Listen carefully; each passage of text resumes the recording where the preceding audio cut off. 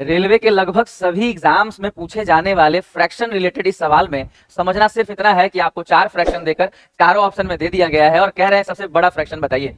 ऐसे सवालों को बनाने के बहुत सारे तरीके होते हैं, बट इस टेक्निक को एक बार सीखिए आप। 11-13 में अंतर कितना है? 2 का। 22-25 में अंतर है 3 का। 6-7 में अंतर है 1 का और 7-9 में अंतर है 2 का। इन अंतर को खाली आप बराबर कर लीजिए। देखिए 2, 3, 1 और 2 का लसा क्या आएगा?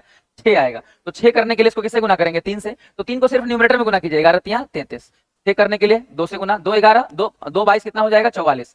22 दूनी 44। इसको 6 करने के लिए 6 से गुना करना पड़ेगा, तो 6 छक 36। इसको 6 बनाने के लिए 3 से गुना करना पड़ेगा, 3 सत्ते 21। और अब देखिए कि 33, 44, 36, 21 में बड़ा कौन है? तो आराम से आपको दिखेगा 44, इसीलिए ये वाला नंबर क्या है? बड़ा है।